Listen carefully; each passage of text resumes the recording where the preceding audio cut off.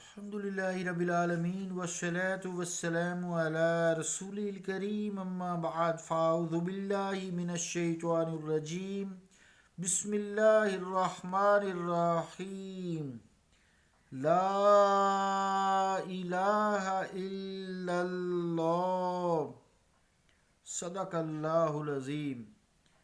واجب الاحترام سامعین، السلام علیکم ورحمۃ اللہ وبرکاتہ۔ کلمہ طیبہ کا پہلا حصہ یا قرآن کریم کی جو میں نے آیت تلاوت کرنے کی سعادت حاصل کی ہے، اس کا ترجمہ یوں ہے: لا الہ، معبود ہے ہی نہیں، الا اللہ، مگر اللہ ہے، اللہ ہے، معبود ہے۔ اللہ کا قول سچا ہے جو بڑی ہی عظمت والا ہے۔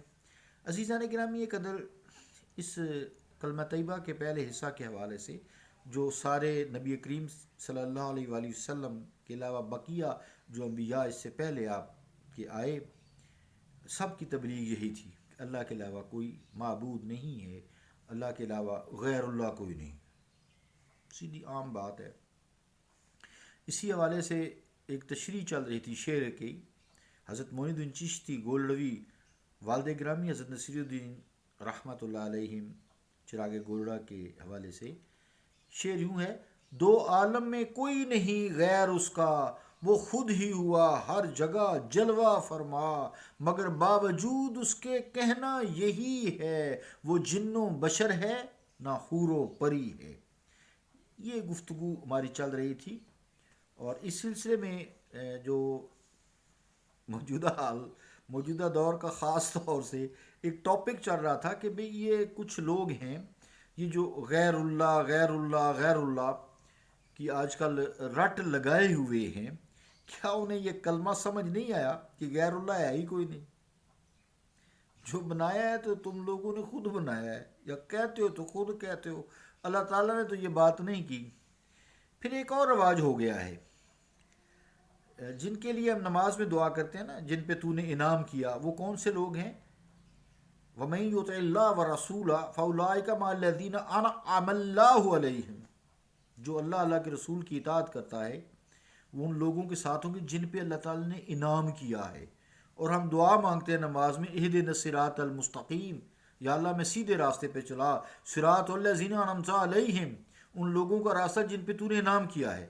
اور وہ کون سے ہیں؟ انعم اللہ علیہم من النبیین والصدیقین والشہداء والصالحین واولئک حسن اولئک رفیقا۔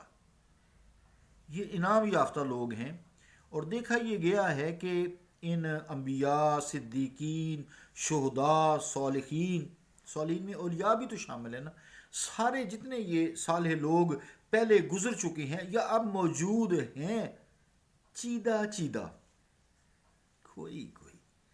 کوئی ورلیاں موتی لے تریاں، کوئی ورلیاں موتی لے تریاں، یہ جنہوں نے موتی عرفان الہی دے حاصل کیتے نا، کوئی ورلیاں موتی لے تریاں، وہ کوئی بہرحال اللہ تعالیٰ گناہ گار لوگ ہیں، میں گناہ گار انسان، بات کی ہے ایک ویسے تو یہ لوگوں کے بارے میں جو اولیاء اللہ ہیں، انبیاء اللہ ہیں، اللہ کے نبی ہیں نا، اولیاء اللہ ہیں، الا اولیاء اللہ ہی، اللہ کے ولی ہیں، اللہ کے دوست ہیں، ان کے ساتھ غیر اللہ کا لفظ جو لوگ استعمال کرتے ہیں اور بے دریغ استعمال کرتے ہیں، تو اور پھر بڑے متشددانہ، تشدد جیسے کسی پہ کیا جاتا ہے نا، اس طریقے سے ان کا لہجہ ہوتا ہے، اور یہی مفہوم ہوتا ہے کہ جیسے غیر اللہ جو ہیں یہ کوئی بڑی اللہ تعالیٰ کی دشمن چیز ہے، اور یہ اس کو لوگوں کو غیر اللہ، اس دشمن جو اللہ کے ہیں، اس سے بچانا چاہتے ہیں،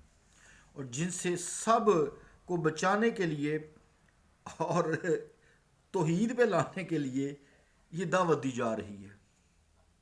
رات دن ایک ہی رٹ لگائے رکھتے ہیں: غیر اللہ، شرک۔ سمجھیں اگر نا، لا الہ الا اللہ، اللہ کہہ رہا ہے میرے علاوہ معبود ہی کوئی نہیں ہے، غیر اللہ ہے ہی کوئی نہیں۔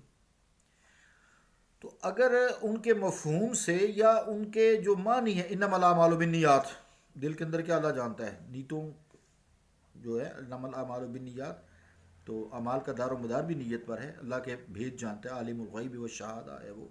تو اگر یہ خود کو اگر ان سے سوال کیا جائے بھئی یہ جو تم نے غیر اللہ کا ایک رٹ لگائی ہے، سبق ازبر کر لیا ہے، آگے تم اپنے آباء و اجداد سے سیکھ کر تو اولاد کو بھی یہی سبق سکھاتے ہو، تو کیا تم خود عین اللہ ہو یا غیر اللہ ہو؟ ان سے سوال ہم کر سکتے ہیں، ہمارا حق بنتا ہے. کیا تم خود عین اللہ ہو یا غیر اللہ ہو؟